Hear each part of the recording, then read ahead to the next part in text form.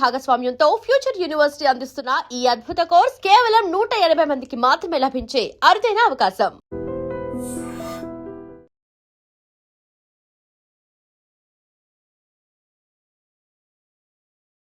కేంద్ర హోంమంత్రి అమిత్ షా ఇటీవల చేసిన ఇకపై పొత్తులు ఉండవు అనే వ్యాఖ్యలు రాజకీయ వర్గాల్లో పెను సంచలనం సృష్టించాయి.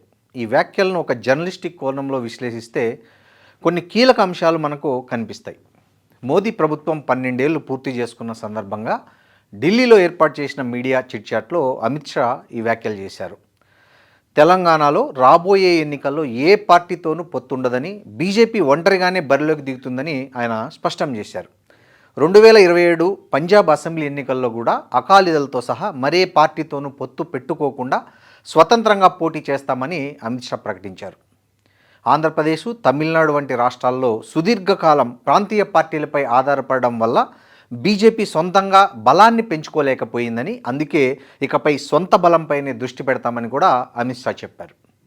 ప్రస్తుతం తమతో ఉన్నట్టు ఎవరైతే ఉన్నారో నితీష్ కుమార్ కావచ్చు, చంద్రబాబు నాయుడు కావచ్చు, షిండే వంటి నాయకులు తమ పొత్తుతో సంతృప్తిగా ఉన్నారని చెబుతూనే అమిత్ షా భవిష్యత్తులో బీజేపీ స్వతంత్రంగా ఎదిగే వ్యూహంతో ముందుకు వెళ్తుందని ఆయన ఒక స్వీట్ వార్నింగ్ ఇచ్చారు.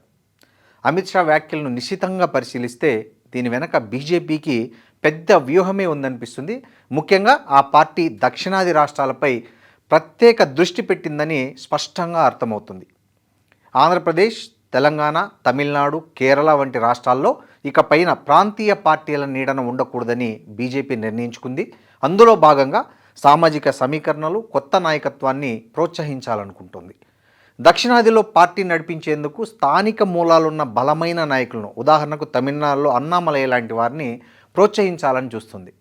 కేరళలో క్రైస్తవ ఓటర్లను ఆకట్టుకోవడం, తెలంగాణలో వెనుకబడిన తరగతులు ఓబీసీల ఓటు బ్యాంకును నిర్మించుకోవడం వంటి వ్యూహాలను అమలు చేస్తుంది.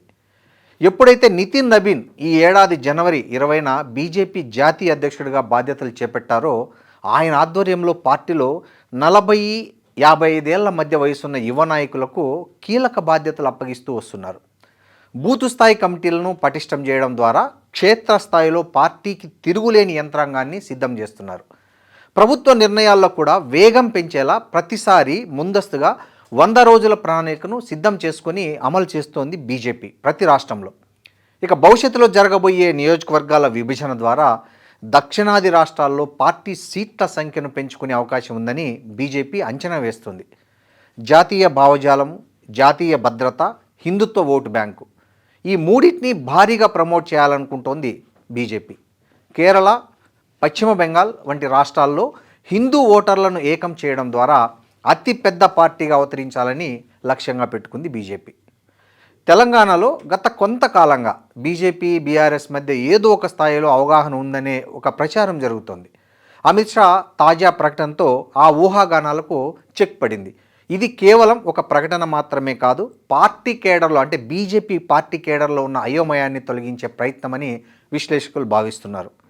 ఛోటాభాయ్ అంటే చిన్న తమ్ముడి పాత్రకు స్వస్తి పలుకుతున్నట్లు అమిత్ షా చేసిన వ్యాఖ్యలు జాతీయ స్థాయి ఆశయాలను సూచిస్తున్నాయి. ఈ వ్యాఖ్యలు మిత్రపక్షంగా ఉన్న లేదా ఉండాలనుకుంటున్న ప్రాంతీయ పార్టీలకు కూడా ఒక గట్టి హెచ్చరిక లాంటివని చెప్పొచ్చు. తెలంగాణ వంటి రాష్ట్రాల్లో పొత్తులు లేకపోవడం వల్ల పోటీ త్రిముఖంగా మారుతుంది. ఇది ఓట్ల చీలికకు దారితీసి ఏ పార్టీకి మేలు చేస్తుందనేది ఇప్పట్లో చెప్పడం చాలా కష్టం. ఇది చాలా ఆసక్తికరంగా కూడా మారింది.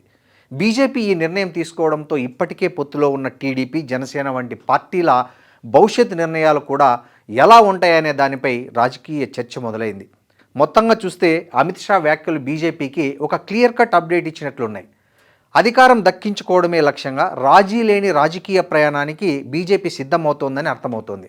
కానీ రాజకీయాల్లో శాశ్వత శత్రువులు, శాశ్వత మిత్రులు ఎలాగైతే ఉండరో రాజకీయ నాయకుల ప్రకటనలు కూడా తూచా తప్పకుండా పాటించే పరిస్థితి ఉండదు.